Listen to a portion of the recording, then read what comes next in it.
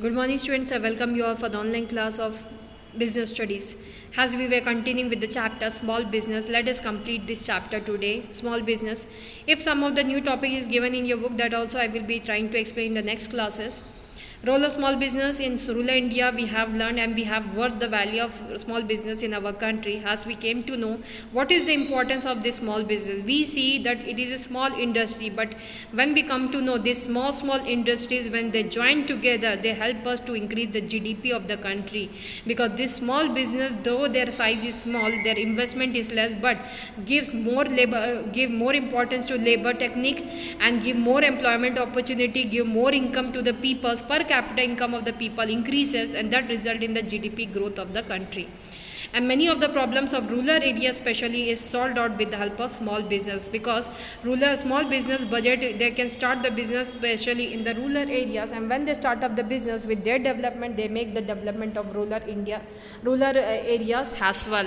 So that is a good thing about the and problems of small business in India. When we have learned various problems of small business in which the major problem of small business we have learned, that is the shortage of fund, shortage of raw materials and power, old techniques of production, and lack of latest technical knowledge. They are having outdated technology to be used. Marketing problem they are having.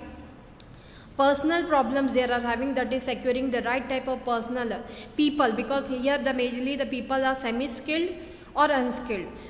They are not using the experts, because they are not able to hire the people for a high salary. So a small entrepreneur is not having himself skill to bargain with the trade unions. They cannot afford standardized techniques and process of selection. Okay. Imperfect organizational setup. When we have learned in most of the small enterprises, the ownership and management functions are performed by the owner himself, because generally the owners may not have the necessary skill to manage the business also, but still they want to manage the business by themselves, because they cannot again I will be telling, they will be not able to hire more the people at the higher level, that is the top level. They cannot afford the salary of the peoples. Because of that, owners try to solve all the problems of the small business, and here we will find that the person's skill is not so specialized in every field what is required for the business to be operated. There is no proper discussion of work among the people working in the organization. That is why these enterprises cannot have specialization. Managing requires a lot of knowledge, foresightedness and training, which are often not found in the case of small business unit. Government assistance and special schemes for industries in rural, backward and hilly areas. Keeping in view the contribution of small-scale industries to employment generation, balanced regional growth and promotion of export, the Government of India has formed various policies and offered various incentives and benefits for growth and promotion of small-scale business at central level as well as state level. What the benefit they had given? The government assistance are translated into action through various agencies, department and corporation, etc. Especially they had given subsidies to the small scale industries. If the industries comes in the budget, as we learned, which industries are considered as small scale industries, if they are coming in small scale industry, definitely they will be getting the support from the government. That is the institutional support, incentives offered by the government to SSI. Let us see institutional support. When we see about the institutional support, what we see? The National Small Industries Corporation, NSIC. This was set up in 1955 with a view to promoting and fostering the growth of small-scale industries in the country. National Small Industries Corporation, NSIC, was incorporated students to give support to the people to start their own small-scale business, so that they can make their development as well as they can give more employment opportunity also to the society, so as to make together the development of the nation. The very first focus on this National Small Industries Corporation was that to supply indigenous and imported machines in easy installments. Okay, this help they were providing. Second, to procure and supply imported raw materials. That raw material which the small scale industry require, the quality product, if they are not getting, this was the work of this NSIC to procure, means to collect the things, good quality raw material and supply it to small scale industries. to export products of small scale industry. Importing also raw materials they were doing, and when goods were finalized by the small scale, as they were having the very creative and innovative product, but small scale industry were not able to marketing. We have learned marketing was a problem of small scale industry. So government what they do, they help the small scale industry to export their goods from one place, from one country to another country wherever it is demanded. So for that NSIC helped them to provide advisory and mentoring supports to the institution, that is also done by the NSIC. To provide technological assistance, that is also provided by NSIC. To develop software technology part and technology transfer. A new scheme of performance and credit rating of small business is implemented through NSIC with following twin objectives. Very first, sensitizing small industries about need of credit rating, encouraging small scale industry to maintain good financial track record. That is the work done by the NSIC. So this is the two things done by the NSIC student. Very first, sensitizing the small industries about what need to credit rating. Second thing, encouraging SSI to maintain good financial track record. The District Industry Center DIC. When we talk about DIC program, it was started on May 1st, 1978 to provide assistance to small scale industries at the district level. These centers provide all the promotional activities such as identification of suitable scheme, preparation of feasibility report. What is feasibility report? We learned in the first chapter. See here student, it is not possible that what we plan it will work, because when we plan it we cross our limit, we think so and so technology we will hire. But the technology can be hired only when we are having financial feasibility about the particular planning. If we are not having financial feasibility, then definitely that plan will not get success. So this district industry center, what they do, whatever planning you will be doing, they will be doing a feasibility study that it will be working or not. In that way, small scale industry will not got any type of loss in the beginning. They will not be able to get any type of losses. They will be able to set up their business properly with the help of DIC. Arranging for credit, etc. This center promote entrepreneurial attitude in rural areas. DIC is the institution at the district level which provides all service and support to entrepreneur for setting up small scale business such as identification of suitable schemes, preparation of feasibility report, arranging for credit, etc. Broadly, DIC are trying to bring change in the attitude of rural entrepreneurs. The DIC is emerging as a focal point for economic and industrial growth at the district level. See here student, NSIC was institutional support, two are there. One is NSIC and one is DIC. NSIC national way they are helping the small scale, but national way they are not able to reach to every rural area because India is not so small. India is big and there are so many rural areas. So for them, one again the industry centers which was held to promote area wise, district wise the industry, that was DIC. It worked more easier. Incentives offered by government for industries in rural areas. Incentives means some help, financial support by the government for rural area industries. What are they? After independence, some areas in our country are developing rapidly, whereas some areas remain backward and underdeveloped. But balanced regional growth and development is a must due to the following reasons. Very first, to provide employment opportunities in all the areas, to develop local skills and resources, to restrict the migration of people to urban areas, to have balanced regional growth, and for the development of rural, backward and hilly areas, the government has provided the following incentives. Very first students, availability of land in these areas at concessional rate. Means if you want to start a small scale industry, you want to purchase a land of rural area, you will get the land at concessional rate, some deduction will be there.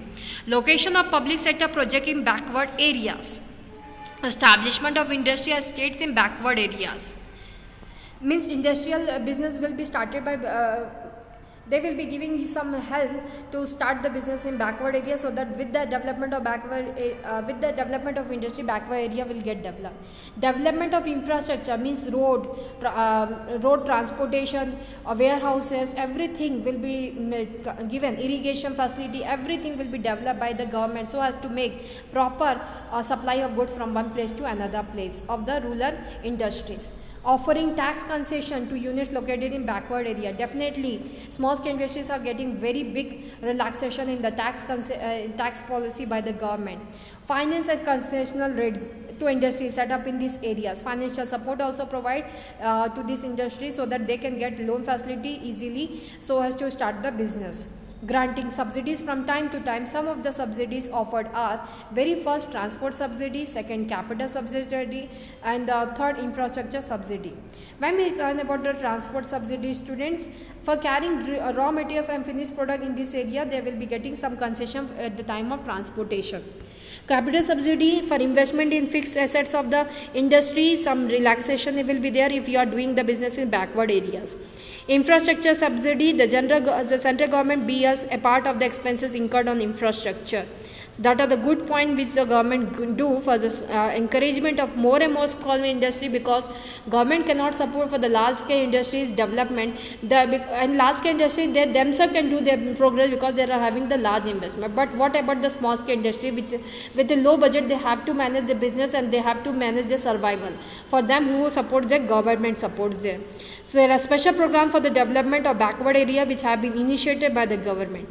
So this was the small scale industry chapter, students. I hope you have understood. Maybe 1 and 2 topic new is added in the particular book that I will be going to start in the next class. But today I want to say about the project work. Students, as I already informed to you for the project formation, no student had did the WhatsApp to me about the project, what they had did, but still I will be guiding to you people. For the project work, try to complete by 24th September and try to submit on 24th September the project in the school, so that we can check the project and we can give you the marks related to the project. Okay, so try to and the project, how much completion is needed. See, a student, the same project, same topic we have to proceed till the term 2.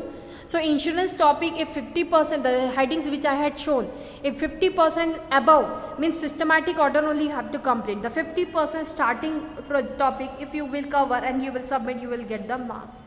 So for the first 50% completion, you will be getting the marks in this exam, and the last 50% completion, you will be getting the marks in the next exam. For that, you have to keep the file safely. First, you have to submit now after completion for both economics and BST, business studies. Both the topic you have to submit on 24 September.